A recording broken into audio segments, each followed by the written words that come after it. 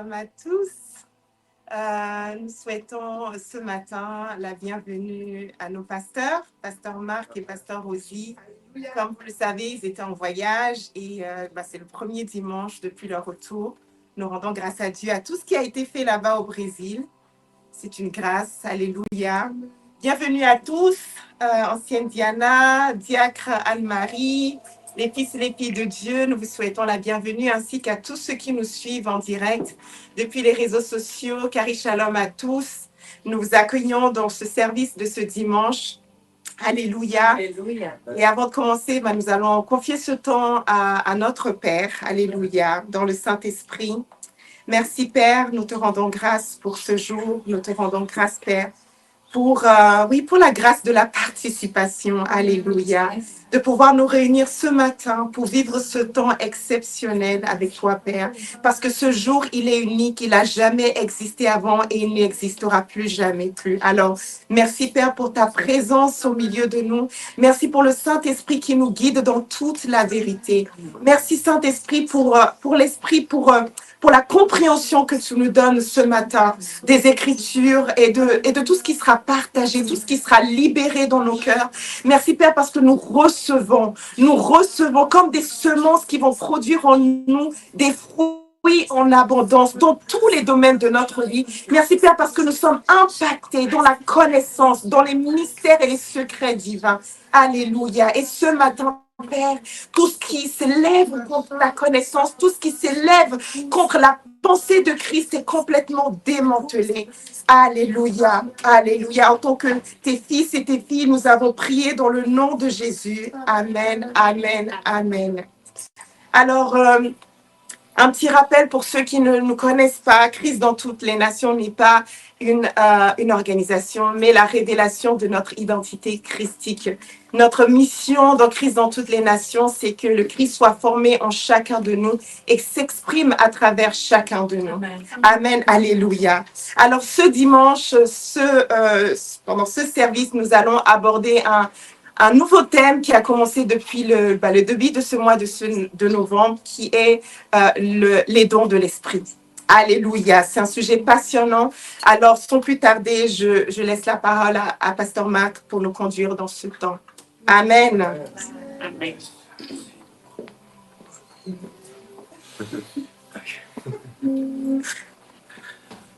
Cari Shalom à toutes et à tous. S'il vous plaît, asseyez-vous.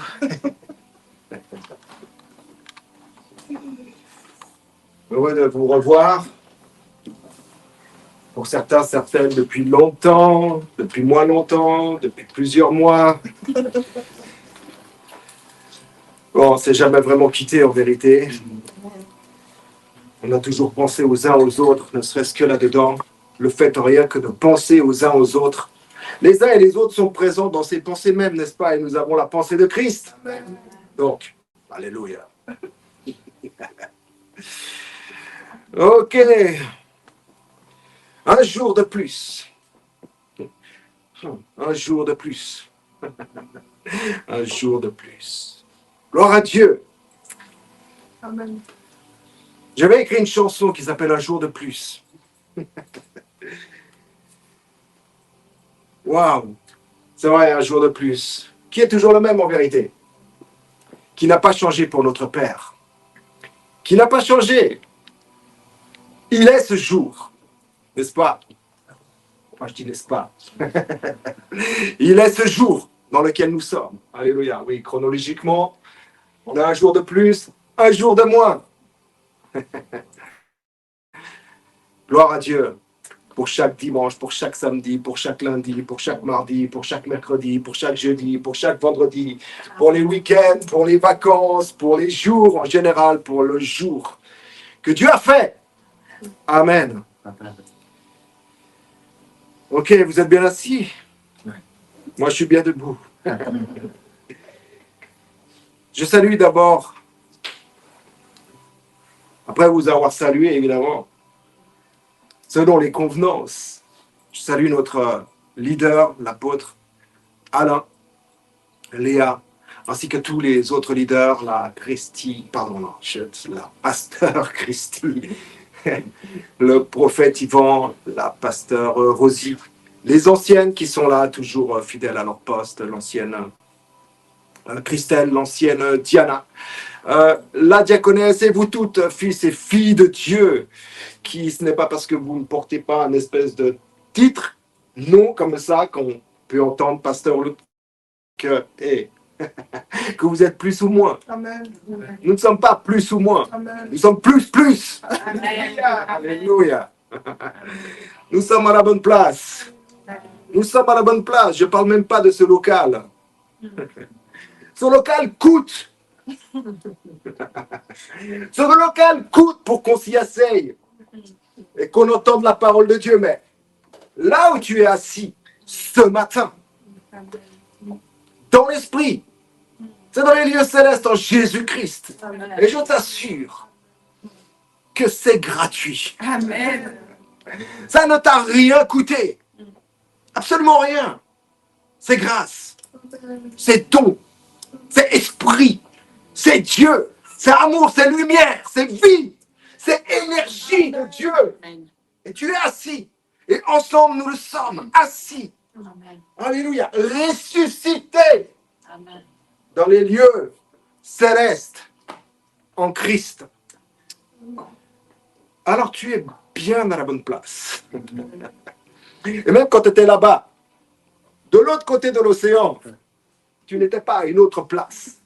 Et même quand tu étais là-bas, enfermé chez toi, à pas savoir si tu allais sortir ou rester, tu étais à la bonne place.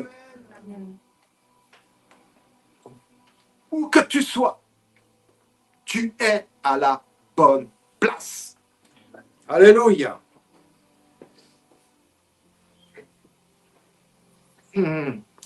Ça a été annoncé que nous sommes dans un thème nouveau. Le septième thème de l'année. Les dons de l'esprit. Enfin, nous y sommes. Les dons de l'esprit. Qu'est-ce que c'est les dons de l'esprit? Mais dis donc, qu'est-ce que je pourrais faire des dons de l'esprit, n'est-ce pas? Est-ce que j'ai les dons de l'esprit? Est-ce que celui-ci ou celle-là n'aurait pas plus le don de l'esprit que moi, je n'ai les dons de l'esprit? Tout ce genre de questions, mets-les à la poubelle. Le don, les dons de l'esprit sont effectivement de l'esprit. Et qui est l'esprit? Si ce n'est le Paraclétos annoncé par le Fils, qui procède même du Père, qui vient de Dieu, qui est en Dieu, qui est Dieu même.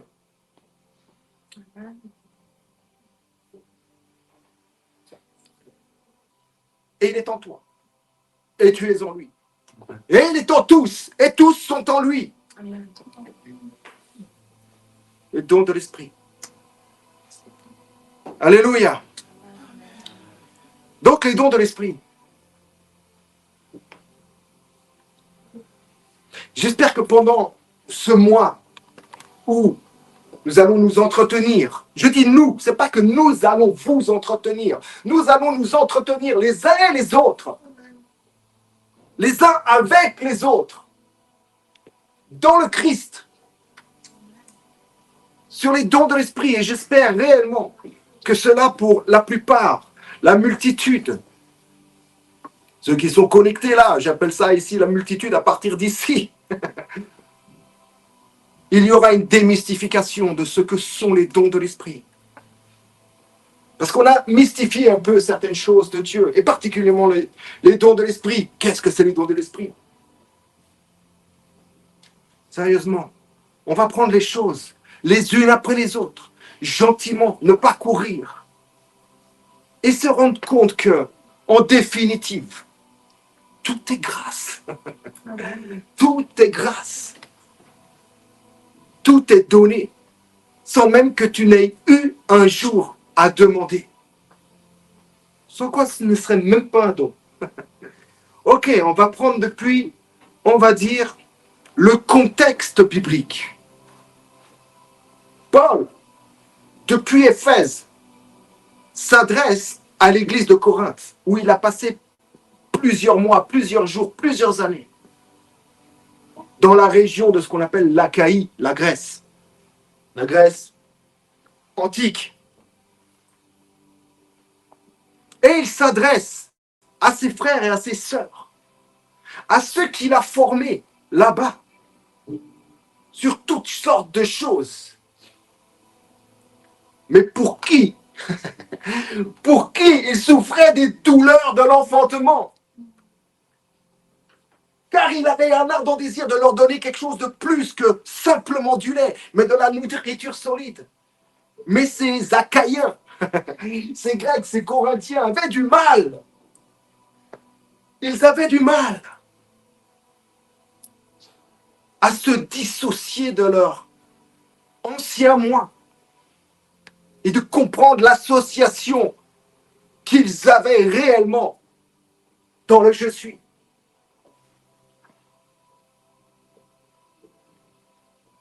Et il va non pas commencer sa lettre aux Corinthiens, mais ce 12e chapitre. C'est dans le 12e chapitre, n'est-ce pas, que nous rencontrons plus en avant ce que sont les dons de l'esprit. À partir de ce 12e chapitre. Mais déjà, il commence ce paragraphe, on pourrait dire, sur les dons de l'esprit.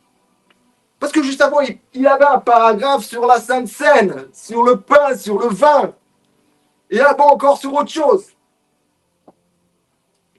Il amenait ses instructions, ou réamenait ses instructions à travers ses écrits, sur ce qu'il avait déjà partagé sur place, quand il y était.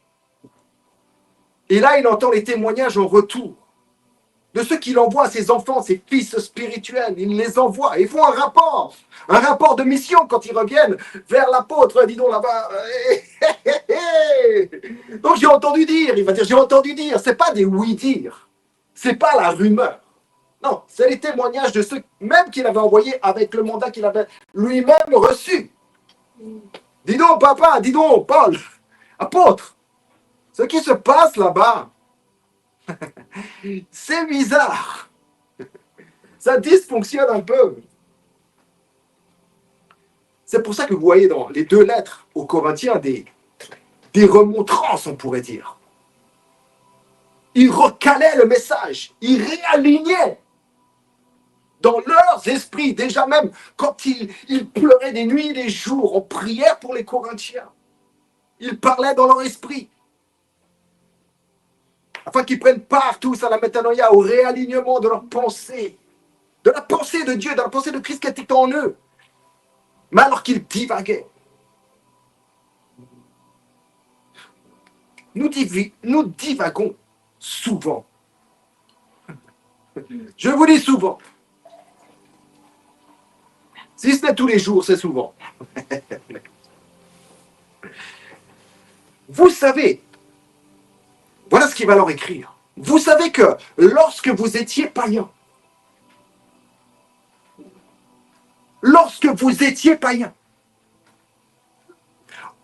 souvent, on voit Paul comme quelqu'un d'assez énervé, assez dur, assez intransigeant.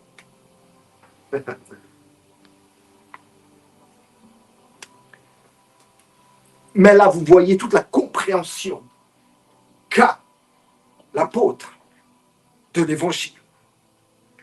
Toute la compréhension qu'il a de ses frères en Christ.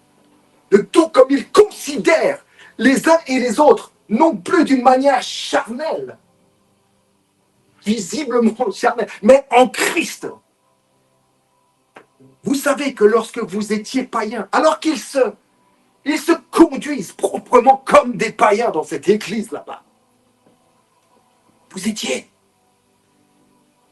Il leur rappelle quoi? La grâce de Dieu qu'ils ont reçue, qu'ils ont, on pourrait dire, acceptée, reçue comme un don, comme un charisme. Charis shalom.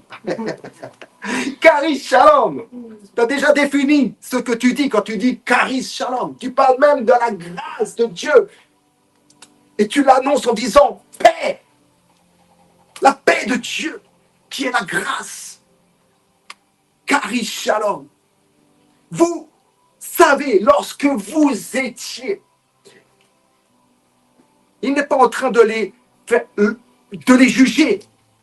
Non, parce qu'il a jugé une chose, que si un est mort, tous sont morts. Et cela aussi à Corinthe. Et que c'est que pour que ceux qui sont morts ne vivent plus pour eux-mêmes, comme des païens autrefois, mais pour celui qui est mort pour eux et qui est ressuscité, et nous co-ressuscités avec, et assis ensemble dans les lieux célestes, en Christ. Vous qui étiez. Je vous dis que quand on lit l'Évangile, tu peux t'arrêter sur chacun de ces mots et réfléchir, et regarder, et contempler la grâce. Et le don de la grâce. Vous vous laissiez entraîner vers les idoles muettes. Vers les idoles muettes. Selon que vous étiez conduits. Alors que l'on voit bien qu'ils sont bien en train d'être conduits dans des trucs carrément spéciaux. Je vous dis, ils ne considèrent pas ces gens comme autrement qu'en Christ. Quand il adresse sa lettre aux Corinthiens, la première et la deuxième, et toutes ces lettres, dans le monde paganisé où se trouve l'Église de Dieu, où elle est en train de naître, il s'adresse à chacun d'eux, même s'il a des remontrances, même s'il a des choses à dire, à réaligner, à redéfinir, il s'adresse en tant que au sein de Corinthe. Au sein de Corinthe. Pourquoi? Parce que par grâce, ils ont été totalement déconnectés du péché, déconnectés de la chute d'Adam, complètement déconnectés de tout ce qui avait pu être brisé par la chute d'un seul. Amen. Totalement, les saints. Ce n'est pas autre chose que la parole de Dieu qui émane de la bouche de l'apôtre au sein de Corinthe. Alléluia. Quand il adresse le mot païen, je place le contexte un tout petit peu. Mes frères et mes sœurs vont y ajouter et vont parler sur d'autres caractères des dons de l'esprit. Ne regarde pas comme ça, parce que toi aussi tu vas parler. Ils ne sont pas étonnés.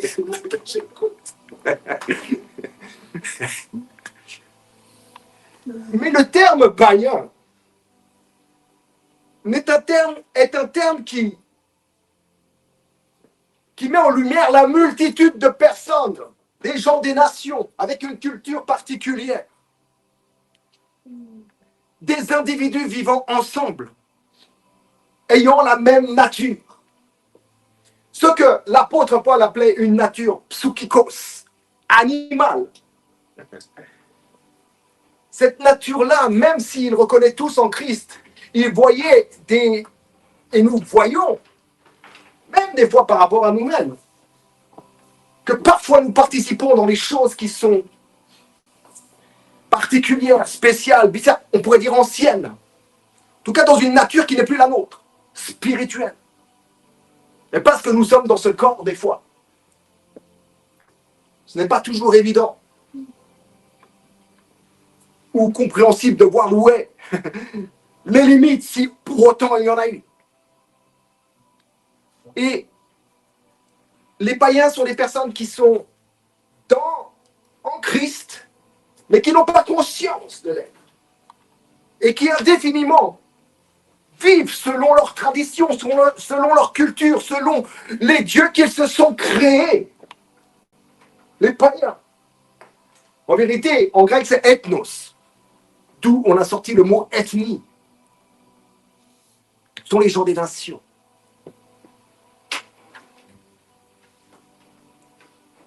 Le peuple de Dieu qui se trouve dans les nations, qui ne participe pas forcément à la vie de Dieu en Christ. D'ailleurs, quand Paul est allé à Corinthe, on se demande bien combien il y en avait qui participaient réellement à leur réelle nature, pneumatikos, spirituelle. Il est arrivé là-bas, oui, comme un apôtre, mais comme un sacré évangéliste. Il a prêché l'évangile là-bas. Il a prêché la véritable forme de l'humanité, redéfinie totalement en Christ. Et c'est pour ça qu'il y avait une église qui a poussé là-bas. Alléluia.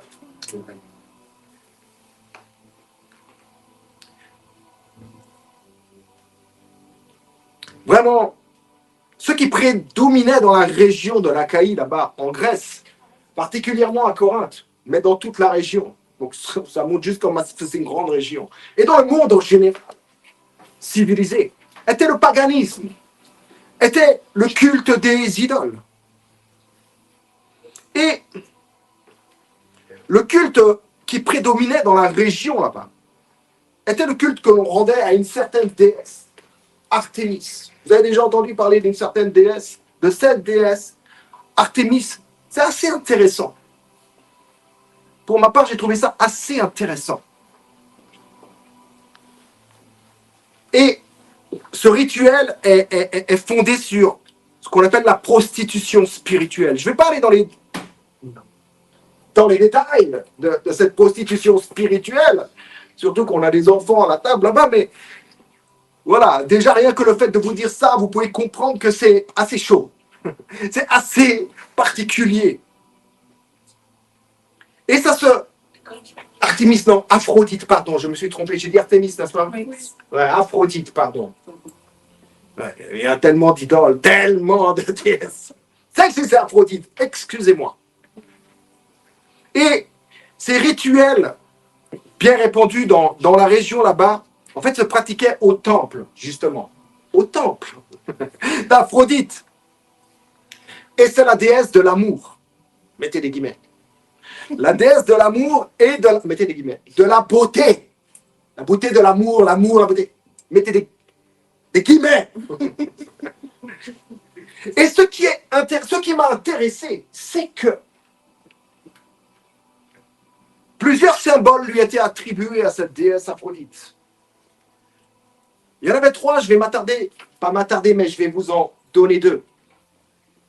Un des symboles qui lui était attribué, c'était le miroir. Rappelez-vous, dans 2 Corinthiens 3, verset 18, il est question de miroir. Et même dans 1 Corinthiens 13, il est question de miroir. Je vous dis, contextuellement, Paul s'adresse à des Corinthiens. Et il s'adresse selon ce qu'ils peuvent entendre, comprendre. Eux, ils comprenaient ce que c'était cette histoire de miroir. Le reflet miroir.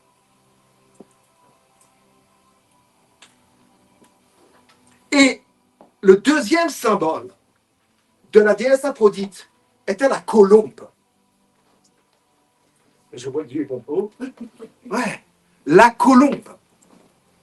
Elle qui est l'amour de la beauté, de l'amour, le miroir de l'humanité, ou le reflet miroir de l'humanité, ou en tout cas de l'Achaïe, est symbolisée par une colombe. Waouh! Je crois que je n'ai pas trop besoin d'aller dedans. Vous avez compris. La colombe.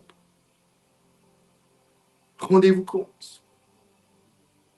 Représente l'esprit. C'est une représentation physique ou de l'esprit, d'un caractère de l'esprit. Et là, elle est représentée par une colombe. Quel genre d'esprit animait cette déesse Artémis?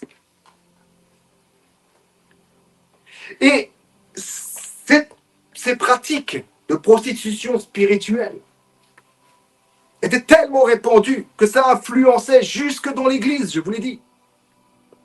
Et Paul, dans sa première et sa deuxième lettre aux Corinthiens, pointe les problèmes, l'influence de telles pratiques qui viennent dans l'Église. Et il a pointé le problème de différentes manières. Vous pouvez voir dans les lettres, à différents endroits où il pointe le problème. Par exemple, dans 1 Corinthiens 6, 16, ne savez-vous pas que celui qui s'attache à la prostituée est un seul corps avec elle? Car les deux ne deviennent qu'une seule chair. Et ils étaient attachés, les Corinthiens étaient attachés à cette divinité, attachés à ces cultes, attachés à ces pratiques. Je vous dis, je contextualise un petit peu avant de commencer.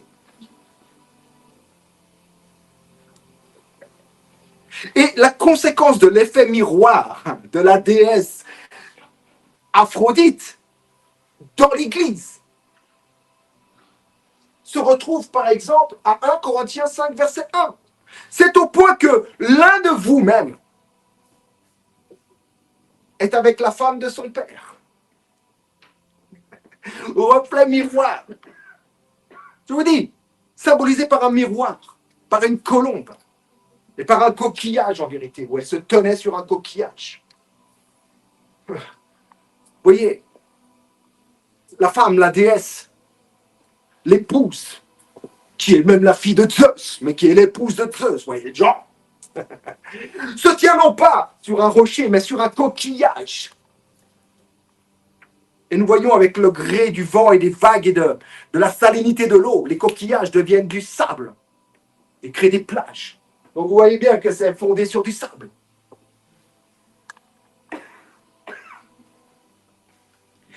Il y avait une fête annuelle, festival.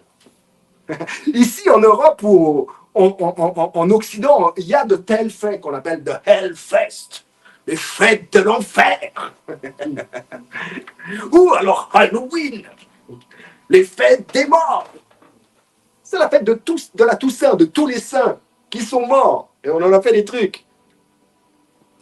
Juste au passage, fêter Halloween. Sérieux. Même dans leur inconscience, ils fêtent quelque chose qui est réellement. On pourrait même mettre au-dessus de la fête d'Halloween le verset de 2 Corinthiens 1, verset 14, 2 Corinthiens 5, verset 14. Un est mort et tous sont morts. Ils fêtent ça, les gars. Mais ils ne savent pas. Puis nous, là, délié. Allez leur annoncer. Sortez de chez vous et allez leur annoncer la réalité de ce qu'ils sont en train même de célébrer. Toujours en train d'accuser, de juger. Non! Regardez christiquement ce que la nature de l'homme même annonce. Sans savoir. Évidemment, des fois dans les choses bizarres. Mais nous rencontrons ça dans ce contexte également de Corinthe. Alléluia. Merci Père. Ok, il y avait une fête annuelle, donc qui était internationale. Tout l'Empire romain venait à cette fête annuelle. Donc, vous voyez l'Empire romain, comment c'était étendu à l'époque. Et il y avait une fête, la Hellfest de l'époque, et qui était consacrée à cette déesse Aphrodite.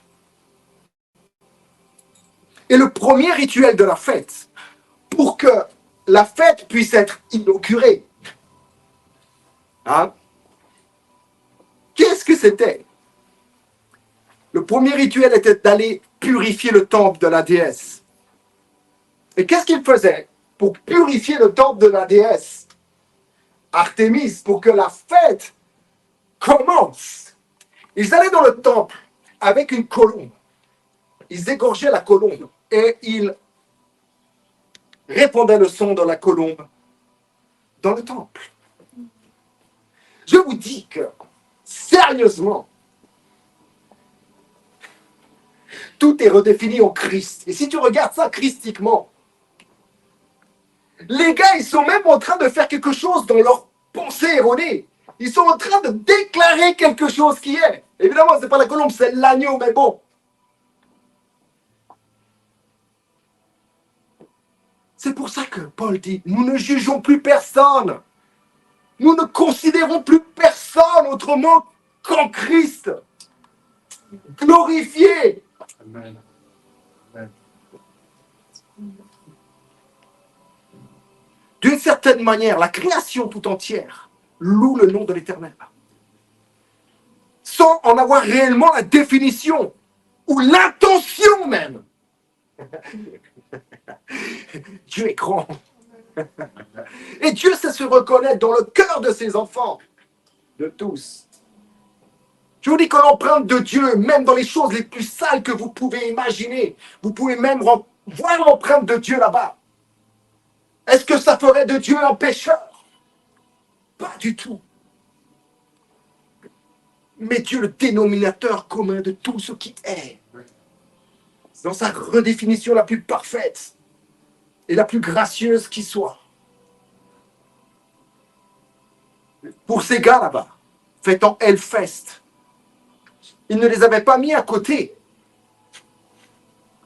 Il ne les avait pas méprisés. Le don qu'il a fait à l'humanité, son fils, était autant pour ces personnes. Autant pour ces personnes qui faisaient n'importe quoi de leur temple, de leur corps. Mais Christ est mort pour chacun d'eux, pour chacun d'entre nous. Et nous n'avons pas à nous glorifier, si ce n'est en Christ, de son œuvre totalement achevée, accomplie, totale, parfaite. Alléluia.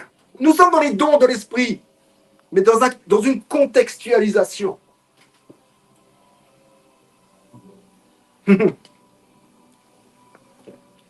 Et donc, ils inauguraient le temple, et là maintenant, le culte du corps, sous toutes ses formes, pouvait commencer. Parce que c'était ça, un culte du corps sous toutes ses formes. Il faisait des joutes athlétiques, il faisait du sport également, mais sous toutes ses formes. Et ces pratiques-là étaient considérées comme étant spirituelles, très spirituelles. Ouais. Et le sujet est tellement sensible et le mélange si facile que Paul va adresser aux Corinthiens pratiquement 1/5 de sa première lettre pour parler des dons spirituels, pour parler de la grâce à ce niveau. 1 Corinthiens 12, 1 Corinthiens 13, 1 Corinthiens 14. Sur 16 chapitres, qu'on va dire dans la lettre, ça représente 1/5 de la lettre, en gros. Donc vous voyez l'importance, l'accent que Paul a mis sur les dons de l'esprit. Ce n'est pas une petite chose, ce n'est pas une petite formulation, c'est quelque chose qu'il tenait à cœur et qu'il a tenu compte et extrêmement fidèlement. Donc, pour évoquer le mot don de l'esprit, Paul a écrit charisme, qui en lui-même évoque la grâce. Charisme, en grec, du grec au français, c'est la grâce, ou don de la grâce. Un don qui ne se mérite pas ou qui n'y mérite pas. Un don qui est donné au-delà de toute espèce de condamnation ou de considération d'un Dieu soi-disant en colère contre son enfant. Non. Charisme, don, grâce.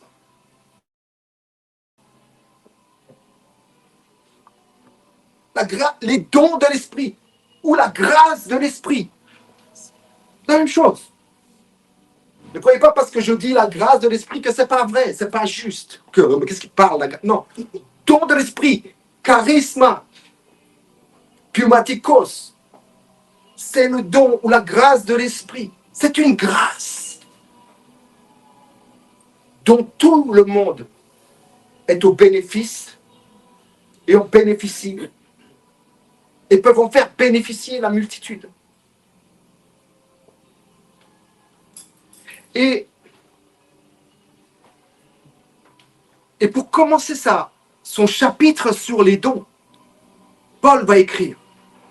Va leur écrire, mais il nous écrit. Il savait que ce n'était pas seulement pour les Corinthiens qui s'étaient levés. Pour ça qu'il formait d'autres, comme Timothée, comme les Tites, comme les Silas, Parce qu'il savait que c'était générationnel, que ça allait toucher. Il avait une vue apostolique générationnelle, Paul. Et il savait que nous allions bénéficier de cette lettre, que nous allions lire cette lettre, que nous allions entrer dans l'esprit de cette lettre. Pas dans les mots de cette lettre, mais dans l'esprit de la lettre. Et c'est pour ça qu'il va commencer sa lettre concernant les dons de l'esprit. En ce qui concerne les dons spirituels, les dons pneumatikos, les dons de l'esprit, les dons de la grâce. En ce qui concerne les dons spirituels, frères et sœurs, je ne veux pas que vous soyez dans l'ignorance ou dans l'erreur. Dans l'ignorance déjà que vous les avez, et dans l'ignorance que vous continuez à participer bêtement dans les choses bizarres, dans la grâce dans laquelle vous vous tenez, et celle que vous avez même reçue comme grâce, gratuitement. Et je ne veux pas que vous soyez dans l'erreur. Je ne veux pas que vous fassiez les erreurs. Ces dons-là ne sont pas à vendre. Parce que dans toute l'idolâtrie qu'on appelle là, le paganisme, tout était à vendre. Et tout devait se mériter en vérité. Non, pour atteindre, je vous ai dit de la prostitution spirituelle, pour atteindre le rang ou le lieu ou l'établissement pour aller réellement pratiquer la prostitution spirituelle, il fallait mériter. Pas tous n'avaient part à ce culte du corps sous une forme de prostitution, de chaos sexuel. En fait. Ça se méritait. Fallait performer à tous les niveaux. Fallait démontrer. Et fallait payer aussi. Et en parlant des dons spirituels reçus par grâce, gratuitement, à donner gratuitement, l'apôtre nous dit, je veux, frères et sœurs, que vous ne soyez pas dans l'ignorance, que vous ne soyez pas dans l'erreur. Cessez de participer dans des choses qui sont obsolètes en fait, qui ne sont plus. Cessez. Les dons de l'esprit sont des trésors de la bonté et de la beauté de Dieu. Et c'est pour ça qu'il ne nous veut pas dans l'erreur ou dans l'horreur, dans l'ignorance. Ce sont les trésors de la bonté et de la beauté de Dieu qui nous a, on pourrait dire, acquis par grâce. Car le premier don que Dieu nous a fait, c'est lui-même. Le premier don, c'est lui, c'est Dieu. Il est le don dans lequel, dans tous les dons que tu peux exprimer, il se trouve. Mais les Grecs avaient pour habitude de séparer les choses, de dissocier les choses. L'âme du corps, ils ne parlaient même pas de l'esprit. Eux, l'esprit, c'était plutôt l'âme. Donc l'âme était spirituelle. Donc elle venait, elle repartait. Le corps n'était rien. Il était méprisé. C'est pour ça qu'ils en faisaient n'importe quoi. Ils pouvaient aller avec des animaux, avec les mêmes sexe. Ils pouvaient faire plein de trucs bizarres parce qu'ils ne considéraient pas le corps. Ils le dissociaient de leur vie, là, de l'âme qu'ils considéraient être une vie spirituelle. Alors que Dieu est celui, c'est associé. Dieu est unité, Dieu est un, et il nous a associés à son un. Amen. Et bien que nous soyons un temple, le temple du Saint-Esprit, il n'y a rien de dissocié en nous. L'esprit, l'âme et le corps sont un en nous. Est-ce que tu as vu un jour ton âme? Oui, si tu as mangé des trucs et des trucs bizarres, tu peux avoir des espèces d'hallucinations. Mais est-ce que tu as déjà vu ton âme marcher à côté de toi? Est-ce que ton corps est parti sans ta raison? Non, tu faisais des choses sans raison, et peut-être que oui. Alors, tu avais l'impression que ton corps s'en allait. Mais ça, c'était dans tes pensées, dans ta raison, dans tes raisonnements, dans les trucs bizarres du cerveau. Non, Dieu est un, il est unité. Il nous a associés à ses plans parfaits, à ses plans divins. Il nous a associés à son amour. Dieu n'est pas un égoïste, Dieu n'est pas un colérique. Dieu ne ment pas. Dieu est amour. Et il est partage, il est communion. Il est galant. Il est ton chevalier. Vous savez, vous connaissez, vous faites de la danse. Il est ton chevalier. Cavalier, non, on dit plutôt. C'est cavalier, hein. C'est pas chevalier. Cavalier, pardon. Je suis pas très doué en danse, du coup. Ok.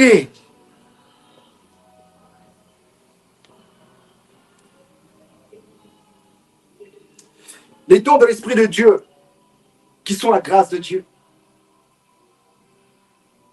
Encore une fois, n'est pas quelque chose qui se mérite ou qu'on en fait le commerce. Et c'est apparemment ce qui se passait à Corinthe. D'ailleurs, on voit à Corinthe, 1 Corinthiens 3, verset 3. Même avant, Paul leur dit, mais moi, j'aimerais tellement vous donner de la nourriture solide un peu, les gars. Mais je dois vous donner des trucs comme pour la bouillie, là. J'aimerais passer à autre chose.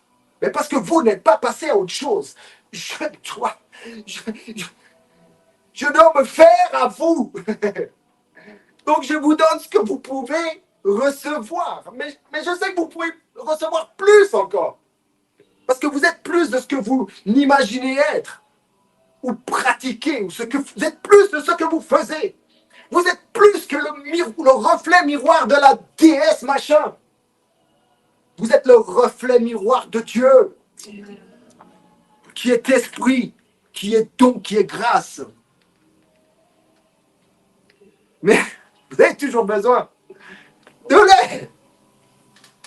Les mecs, ils devaient donner des prophéties à Tire-Larigot là-bas et ils devaient vendre ça. Mais bien sûr qu'ils devaient le faire. Vous croyez quoi? C'était ce dont quoi ils avaient baigné toute leur vie, toute leur enfance. C'était comme ça. Là-bas, ça se payait. Ça s'achetait, ça se vendait, ça se méritait. Et ils croyaient dans le corps de Christ, en Christ. C'était la même chose. En tout cas, ils marchaient par défaut, les gars. Métanoïa, quoi. Le réalignement prenait un certain temps à Corinthe. Mais on peut toujours pointer Corinthe. Ça fait 2000 ans. Aujourd'hui, les dons de l'esprit se vendent encore. Je ne sais pas si vous avez remarqué. Ils se vendent encore, comme dans une kermesse. Voici une prophétie, voici, ça coûte 100 francs. Moi, je vous dis, votre pasteur Rosy, qui un temps suivait sur les réseaux sociaux un gars, un soi-disant prophète, qui se disait lui-même prophète, elle a arrêté hein, quand elle a compris que maintenant il fallait payer. Au début, c'était viens, le miel, ça, les sucres. Le miel pour attirer les guêpes, là. Hein? Et quand elles étaient bien dans le miel, en train d'être scotchées au miel, vous voyez, quand on attire les guêpes dans un liquide, on va dire, sucré, et qu'elles se mettent dedans, elles ne peuvent plus repartir. Elles sont là, les ailes sont collées, elles sont prises au piège. Alors il était là, il prenait au piège les guêpes. Pardon pour la formulation des guêpes, je ne considère pas mon épouse, votre pasteur, comme une guêpe. C'est l'image, c'est parabole. Les gars, faites-en pas une doctrine, s'il vous plaît.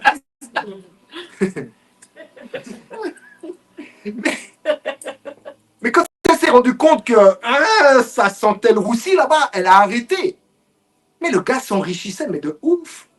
Il avait des milliers de personnes là-bas. Et il demandait 200, 200, 200, 200, 200. Imaginez, par jour, 200 fois 2000.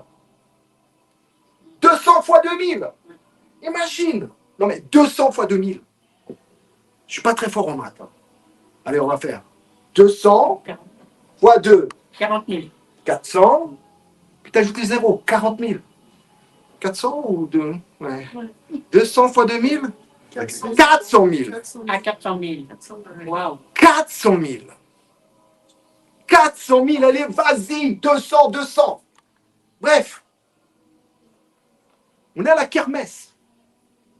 Et je ne veux pas, frères et sœurs, que vous soyez ignorants ou dans l'erreur concernant ce qui traite des dons spirituels. On peut toujours pointer les Corinthiens là-bas. Bref, vous m'avez compris, je sais que vous m'avez compris. Et quelque part, nous avons tous eu une certaine expérience dans ce genre de truc où il faut payer, en fait. Où il faut payer la grâce. Ou si vous n'avez pas participé directement, vous avez entendu parler, ou vous avez même vu sur quand je dis les plateformes en général, dans les réseaux sociaux. Nous voyons ces choses. La grâce n'est pas à acheter. La grâce t'a racheté même toi-même. La grâce t'a racheté, redimé, redemption. Il t'a racheté de ce que toi-même tu ne pouvais pas. De ce que toi-même tu t'étais jeté à corps perdu. Et que tu dilapidais l'héritage de ton père, sans même savoir, inconsciemment. Il t'a racheté de ça. Il a même racheté, on pourrait dire, l'héritage que tu as dilapidé, que tu avais enterré. Il est venu le déterrer et te le rendre. Comment vas-tu le vendre maintenant? Ça, c'est l'idolâtrie. C'est de l'idolâtrie. Il n'y a pas d'autre nom. C'est vrai. Nous sommes dans les dons de l'esprit. Vraiment, la grâce ne se mérite pas. Et on n'en fait pas le commerce. C'est toute la différence avec ce qu'on pourrait dire l'économie païenne. L'économie charnelle. L'économie de l'ignorance. Mon peuple meurt faute de connaissance parce qu'il est ignorant à qui il est en vérité.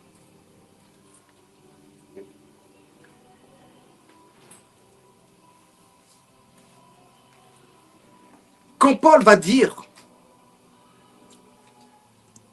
que celui qui s'attache à la prostituée est avec elle une seule chair, ça voulait dire que Paul ne dissociait pas les actes des gens, leur manière de faire, leurs pratiques. Il ne les dissociait pas, les gens, de leur pratique et la pratique des personnes. Il ne dissociait pas, au contraire. Il rendait responsable chacun de ses choix et de ses actes. Et lorsqu'il dit que, mais celui qui est attaché au Seigneur est avec lui un seul esprit, il est dans la même économie, dans le même système de pensée. Il veut te rendre responsable des choix et des actes que tu as pris. Évidemment, le choix et l'acte t'a précédé afin d'être attaché au Seigneur. Le choix et l'acte t'a précédé. C'est le choix de Dieu. Amen. C'est l'acte de Dieu par l'acte d'un seul. L'acte de justice d'un seul, tous, on part à la justification, à la justice de Dieu.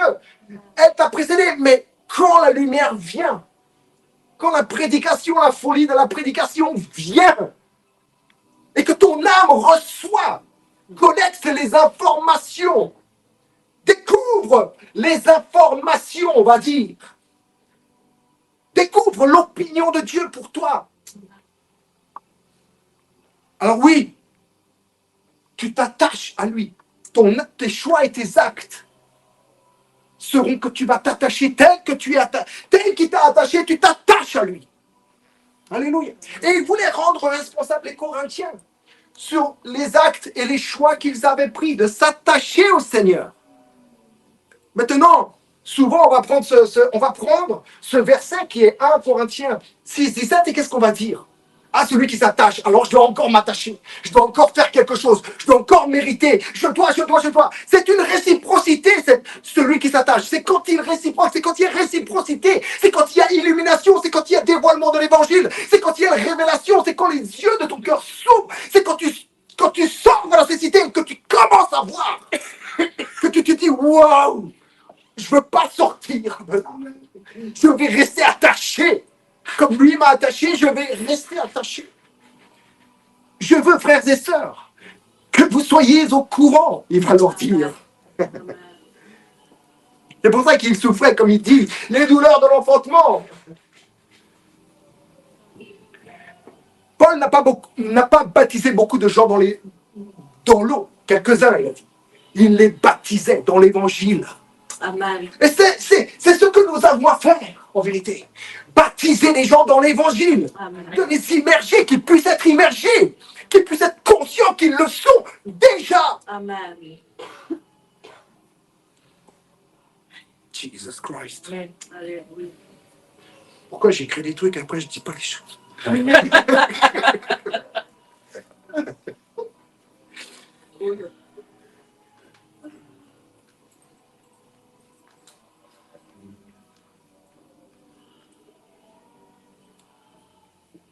Je vous dis que le don de Dieu, les dons de l'Esprit, ne repose sur rien d'autre. Ne repose pas sur ta responsabilité. Ne repose pas sur ta responsabilité de pouvoir les manifester, je vais dire. Il repose sur l'amour de Dieu. Il repose sur l'amour de Dieu. Et sur le fait qu'il te rend capable de recevoir, d'accueillir son amour. De pouvoir le recevoir. Et qu'il te rend capable encore de le donner, de le rendre ou d'aimer de ce qu'on dit, je t'aime, de l'amour de Dieu, dans un langage commun. Il te rend capable. La responsabilité est sur lui. La responsabilité est sur lui. Et de plus, il est en toi. Et tu es en lui. Wow. Et toi en lui, dans la communion dans laquelle il t'invite, dans laquelle à genoux, il t'appelle, viens communier, parce que tu y es déjà. C'est comme si, voilà, tout d'un coup, t'es pas, on est là, mais tu n'es pas présent. Le pasteur, il parle, mais tu ne l'écoutes pas. Tu es dans tes pensées. Et c'est comme si le pasteur maintenant dit, s'il te plaît, entre dans la salle, mais la personne est assise. Vous comprenez? La personne est là, mais qu'est-ce qu'il dit, pasteur? Entre. Tu es déjà dans la salle. Tu es déjà dans la communion, dans le Fils avec le Père, maintenu là par les liens parfaits que tisse le Saint-Esprit. Tu es maintenu, tu demeures. Mais Dieu te dit, entre. Mais quoi, entre? Je suis en Christ. Ouais, mais viens communier avec moi, je veux communier. C'est même pas que tu viens. C'est même pas que tu as un... C'est... Ouvre les yeux. C'est pour ça que Paul va prier pour que les yeux de nos cœurs s'ouvrent. Ouvre les yeux, pasteur Marc. Ouvre les yeux. Ouvre les yeux. Ouvre les écoutilles. Combien de fois mon père m'appelle? Et je suis peut-être pris même par le message pour parler de mon père. Et lui m'appelle, viens. Ah non, il faut être authentique. Je vous dis la vérité. Je sais que je vous parle. Oui. Ok. Je vous dis que le don de Dieu, le don de l'Esprit, le don de grâce repose sur son amour. Alors on va dire la religion, oui, c'est immérité. Mais Dieu n'est pas dans l'économie de méritologie. L'économie de la méritologie, c'est l'homme qui invente. Tu mérites pas, tu mérites, tu fais un salaire. Non, qu'est-ce que dit même, ouais, même Paul, c'est où? Romains 4, verset 4. Si c'était un salaire, ce ne serait plus une grâce.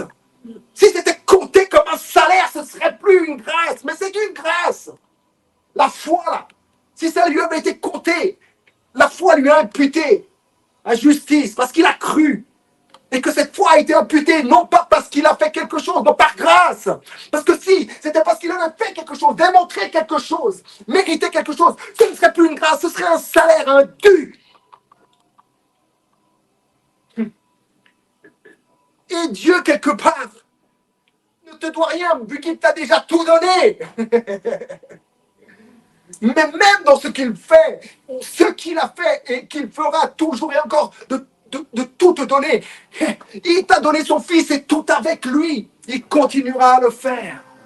C'est pas maintenant, voilà, je t'ai tout donné, débrouille-toi mon grand, t'as tout ce qu'il faut. Dans ce qu'il t'a donné, il est lui-même dedans. Amen. Et si tu peux pas manifester ce qu'il est lui-même dedans, lui le donateur qui est le don, il te le manifeste à ta place quelque part même. Amen. Quand tu guéris un malade, ça c'est le langage de l'église. J'ai guéri des malades. T'as guéri personne, que dalle, que pouic, c'est pas toi qui guéris. C'est toi qui participes à la grâce de Dieu, qui est d'abord le don, et qui, par l'Esprit de Dieu, l'Esprit a les dons. Je ne vais pas aller trop là-dedans, mais il est le don, premièrement. Et il fait des dons, et il se présente dans ce don même. Quand tu dis « sois guéri au nom de Jésus », c'est Dieu qui est là, présent, et qui va guérir, qui fait. C'est par la foi, c'est parce que tu le contemples. Tu veux les résultats, tu n'en as pas. Pourquoi tu n'as pas de résultats? Parce que tu crois que ça vient de toi. Même si tu veux dire bien religieusement, non, c'est pas moi, la grâce me suffit, non, il me rend capable, ça c'est la religion. Tu n'as pas de résultats parce que tu comptes sur toi. Parce que tu ne vois pas ce qui est. Tu ne vois pas que le don c'est lui et qu'il est lui-même le don qui par grâce passe par toi le vase et transmet à l'autre qui est le récipient qui va recevoir la grâce de Dieu. Tout ce que nous avons à faire, c'est contempler le cœur de Dieu. Amen. Tu veux des résultats? Tu veux des résultats? Mais quels résultats en vérité? Je vous parle de ça. Parce que j'ai été si longtemps dans les ministères où il fallait amener des résultats. Et je vous assure qu'aujourd'hui, bref, tous ces résultats attendus, il n'y a rien, il n'y a que dalle. Parce que c'est des résultats qui comptaient que sur ma propre personne, notre propre personne. Oui, nous sommes fils de Dieu, alléluia, au nom de Jésus, il doit agir. Et s'il n'agit pas, ça veut dire que l'autre n'a pas tellement la foi ou que toi, tu as un manque de foi. Et là, tu es dans une économie de méritologie, de démonstration, de performance à la poubelle. Tout ça, je vous dis, frères et sœurs, je ne veux pas que vous soyez ignorants par rapport au don de l'esprit. Toutes ces choses du passé, nous les considérons comme des ordures afin de, entre guillemets, gagner Christ. Connaître Christ. Gagner Christ, c'est le connaître. Tu as tout gagné quand tu l'as connu. En fait, c'est des millions de loteries qui tombent en un coup. Et encore, ça c'est juste pour une parabole, un exemple. N'en faites pas une doctrine, s'il vous plaît. L'exemple du fils prodigue, il nous démontre une chose de notre état. Vous voyez que le fils prodigue, qui est le fils du papa, là, et que le papa, non mais c'est une légende le gars. Il est propriétaire terrien, mais extrêmement propriétaire. Il est riche. Le gars, il a un veau gras, il engraisse un veau. C'est-à-dire qu'il prend le temps pour engraisser un veau. C'est-à-dire qu'il a assez à manger, n'est-ce pas? Parce que le gars qui n'a pas à manger, il ne va pas attendre que le veau devienne gros. Il va le bouffer. Ok? Vous comprenez? La grâce. Le veau gras, c'est la grâce, là. La crèche. Oui, mais bon, je ne vais pas rentrer là-dedans, mais c'est pas faux. Le veau gras, c'est la grâce. C'est pas l'excédent, c'est la surabondance. Il a le veau gras, le papa. Il a les champs. Il a les enfants, il a les héritiers. Mais les mecs, les deux, ils sont deux. On va parler du fils prodigue, celui qu'on connaît le mieux. On va pas s'attarder sur l'aîné. C'est déjà bien séparé aussi dans ses pensées. Mais Le fils qui est le fils va apprendre à être autre chose qu'un fils. Il va apprendre d'être autre chose qu'un fils. Il veut être le père maintenant. Il va lui dire, donne-moi mon Dieu, donne-moi mon moi-je. On en avait parlé. Donne-moi mon moi-je. C'est-à-dire que c'est mon moi-je. Ton héritage, c'est mon moi-je. Je veux mon moi-je. Je veux briller avec ton héritage. Je vais briller de mille feux dans les nations. Je vais avoir plein d'amis. Donne-le-moi, donne-le-moi, donne-le-moi. Il apprend à être quelqu'un d'autre en vérité. Il apprend à être quelqu'un d'autre. Il apprend ça. Alors que la parabole commence, un père avait deux huios. Des huios, ce n'est pas des népios. Des huios, c'est vraiment des enfants, des héritiers. Le népios n'est pas quelqu'un qui n'est pas héritier, c'est quelqu'un qui n'a pas conscience qu'il l'est et qui se conduit comme un esclave, comme un gars, comme un serviteur dans la maison qui est la sienne. Truc bizarre. Il paye le loyer chez lui, le népios. Et il y a des gens qui profitent de ça. Bref, un huios est quelqu'un qui a conscience de qui il est, qui est le fils de son père, l'héritier total et qui peut profiter, bénéficier de tout. Mais il a appris à être quelqu'un d'autre. En voulant devenir lui, il est devenu rien. Il est devenu bizarre. Il s'est corrompu dans ses pensées. Et vraiment, je crois que l'accent qui est mis dans cette parabole n'est pas tellement sur les gars qui délirent et qui partent en live, comme on dit, qui divaguent. L'accent est mis sur le Père, qui est notre Père, qui lui ne s'est pas corrompu dans ses pensées, dans ses idées, dans l'idée qu'il avait de son fils, dans la pensée qu'il avait dans l'amour qu'il avait pour son fils. Il ne s'est pas corrompu, il ne s'est pas laissé corrompre par la situation maintenant. Le gars, il est parti là-bas. Et son père n'a eu de cesse que de penser à lui. Penser à lui.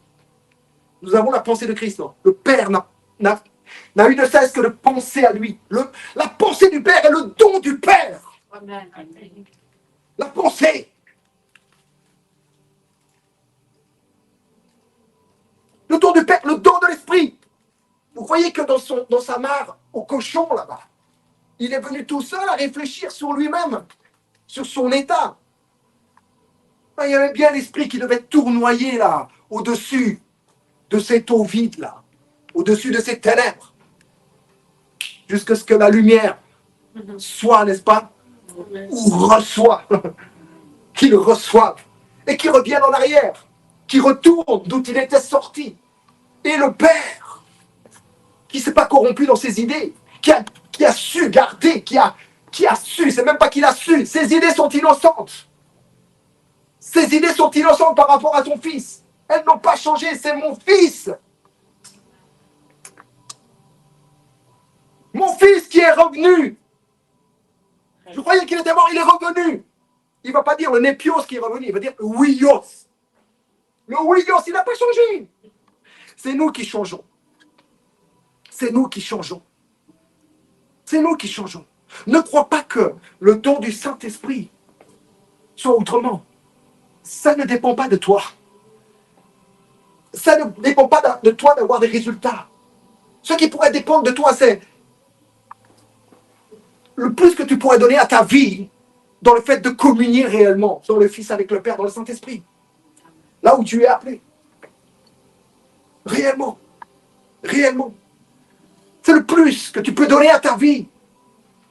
De choisir la communion avec ton Père dans son Fils par l'Esprit de Dieu.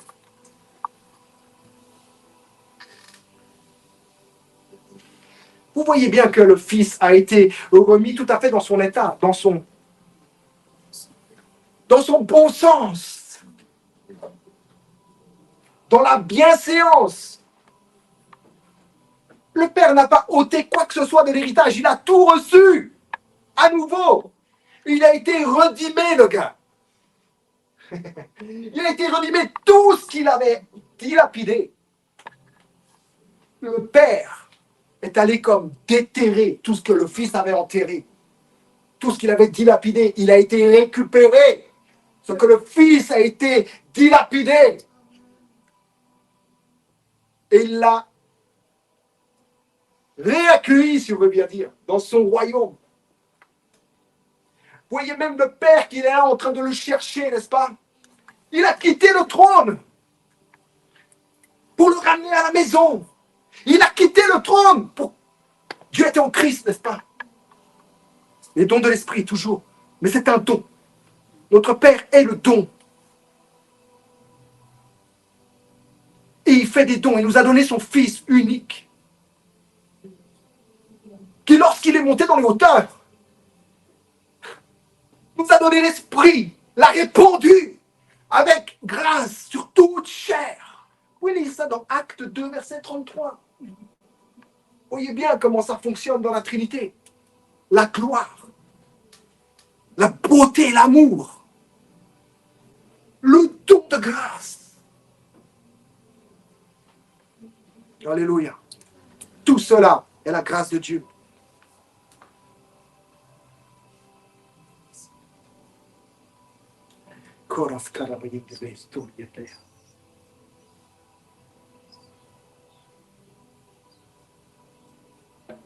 Merci Père.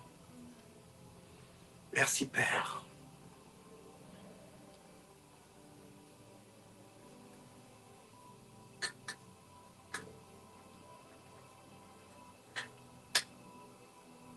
Pour récapituler, si j'ai pris un peu de temps pour contextualiser un peu la lettre écrite aux Corinthiens, c'était aussi pour nous ramener à notre ère, à notre génération, à notre temps, pour voir qu'au fait,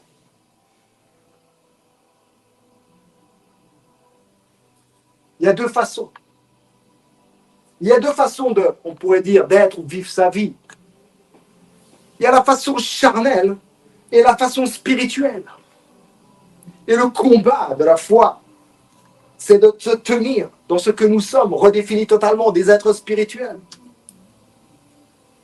Donc peut-être les formes d'idolâtrie ont changé depuis. Mais une idolâtrie est une idolâtrie, elle ne change pas.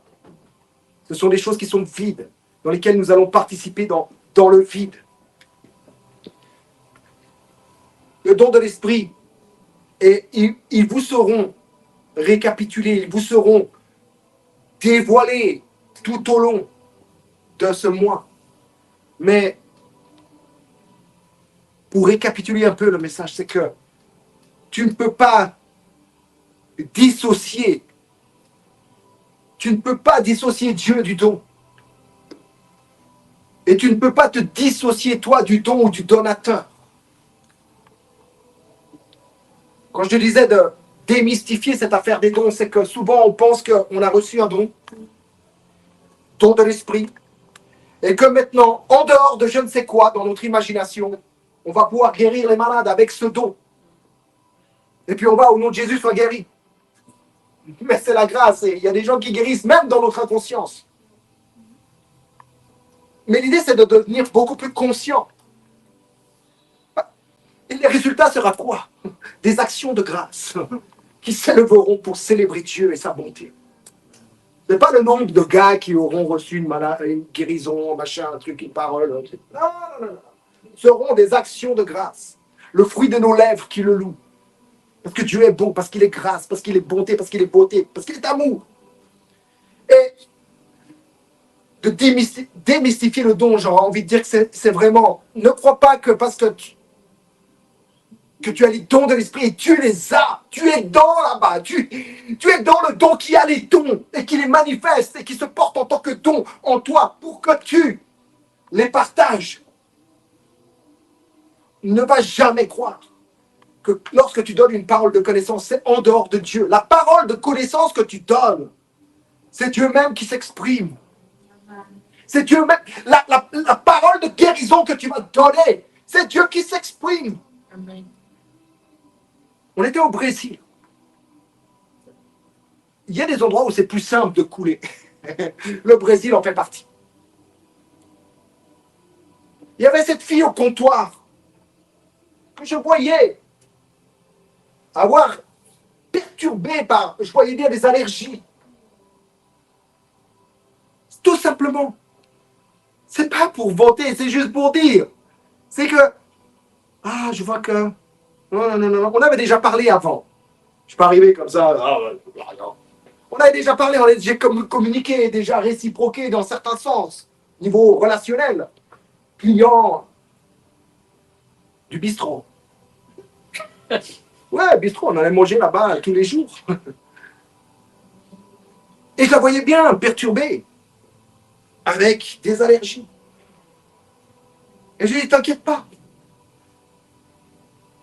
J'ai juste fait acter un truc, j'ai dit, mets ton doigt sur le nez.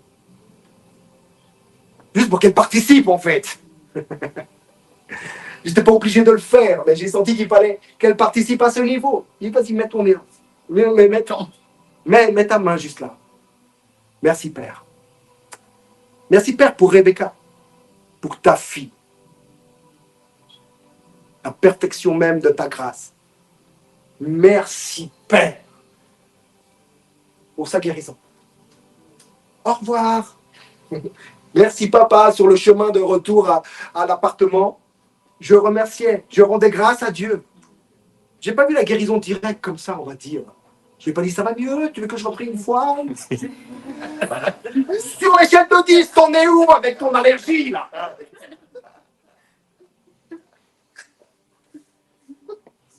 Merci, Papa. Você abençoado. Je suis parti. J'ai rendu grâce à Dieu. Merci, Père. Merci, Père. Pour la vie de ta fille. Que ses yeux s'ouvrent.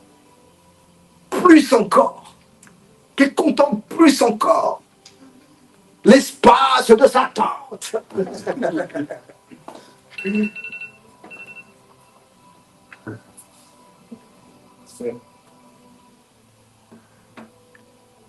Le lendemain, évidemment, je suis retourné, j'avais faim. Hein. Ça va? Ottimo. Amen. Amen. Ottimo. J'ai dit, rends grâce à ton Père. Rends grâce à ton Père. Amen. Alléluia. Prenez juste conscience que le don, qui est le don qui te donne les dons, qui est le don de l'esprit, le don de guérison, le don de parole, le don de puissance, le don de révélation, le don d'édification, c'est lui. C'est le donateur. Le donateur n'est pas en dehors des dons. Je ne me balade pas avec les dons du donateur en dehors du donateur. C'est ça, de mystifier les dons de l'esprit. C'est de penser, se balader dans le monde, en dehors du donateur, avec les dons du truc, et puis choper la gloire pour soi. Parce que vraiment, quand on arrive avec les gars, oui, j'ai guéri celui-ci, j'ai guéri celui-là, j'ai guéri celui-là, puis tu les fais passer en ligne comme ça. Va gratter. Je ne dis pas que c'est tous, mais il y a un certain esprit d'idolâtrie dans le monde qui règne et qui est bien aussi dans l'Église, sur lequel il faut être conscient, ouvrir les yeux. Je veux, frères et sœurs, que vous ne soyez pas ignorants des dons de la grâce, qui sont la grâce, qui sont le donateur même, dans lequel toi-même tu es inclus, dans le Fils qui est le don à l'humanité, pour qu'elle soit sauvée, redéfinie, totalement innocentée, afin que toi aussi, en tant que don, en tant que vase, en tant qu'homme, en tant que femme, en tant que don aussi, tu manifestes l'amour de Dieu, la lumière de Dieu, les énergies, la vie de Dieu, la puissance de Dieu, l'édification de Dieu. Alléluia. Donc, tu n'as pas besoin de devenir un ministère de ci ou un ministère de ça. Tu n'as pas besoin. Moi et mon ministère de guérison. Moi et mon ministère de prophétie. Moi et mon ministère de je ne sais quoi, de délivrance. Tu n'as pas besoin de devenir ça. Sérieusement. Tu n'as pas besoin de démontrer que tu es ministre de ci, de ça, de l'autre. Le ministre même est en toi. Amen. Amen. Tu participes à son ministère permanent, éternel, glorieux, puissant, édifiant et d'une révélation, mais dingue. Amen. Le don est en toi. Il est lui-même le don qui se donne en don par toi pour ton prochain. Alléluia. Comme il est écrit dans 1 Corinthiens 1, 31, que celui qui se glorifie dans le Seigneur. Amen. Que celui qui se glorifie dans le don. Réellement. Alors l'emphase aujourd'hui a été mise plutôt sur la définition du mot, ou de la grâce ou du don. C'est le mot don, charisme. La définition de qui est le don. Pas de pourquoi ou pour qui est le don. De qui est le don. Et où il se trouve. Et ce qu'il est, ce qu'il fait. Il s'est éteint. Amen, amen. Merci Père d'être le don. D'avoir fait des dons aux hommes. D'être le don même que tu as fait aux hommes. D'être dans le don. D'exprimer tout ce que tu as exprimé au travers des dons de l'Esprit. Merci Père pour le don de l'Esprit qui communique les dons de l'Esprit, Alléluia.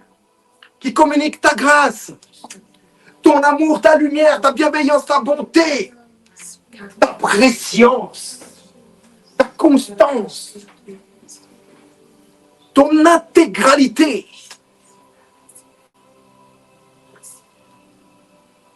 Merci Père. Merci Père pour les dons qui sont en chacun et chacune. Ici, dans ce lieu, ou dans ce lieu qu'on appelle les plateformes, ou que ce soit, dans quelque lieu que ce soit, merci pour les dons qui sont en tous. Parce que tu es Père, celui qui remplit tout, en tous. Et Père, je prie pour l'illumination des yeux de nos cœurs, afin que tous puissent voir, afin que tous puissent voir ta gloire. Voir cette gloire dans laquelle tu nous as même pas invités, mais placés en ton Fils, qui lui, quand il est revenu dans le sein de Dieu, dans ton sein, quand il avait achevé ton œuvre, achevé l'œuvre pour laquelle il devait venir, avec toi, non pas sans toi, avec toi, il a dit, il a prié, Père, je veux que ce que tu m'as donné, tous, parce qu'il lui a donné tout avec lui, soit là où je suis, afin qu'il voie ma gloire, celle que j'avais avant la fondation du monde. Amen. Alléluia! Amen. Je prie que les yeux de nos cœurs s'ouvrent pour voir cette gloire d'avant la fondation du monde, là où nous avons été créés dans cette gloire, la gloire du Fils, la gloire du Père, la gloire du Saint-Esprit, afin de prendre conscience du don, des dons qu'ils sont pour l'humanité. Amen. Amen.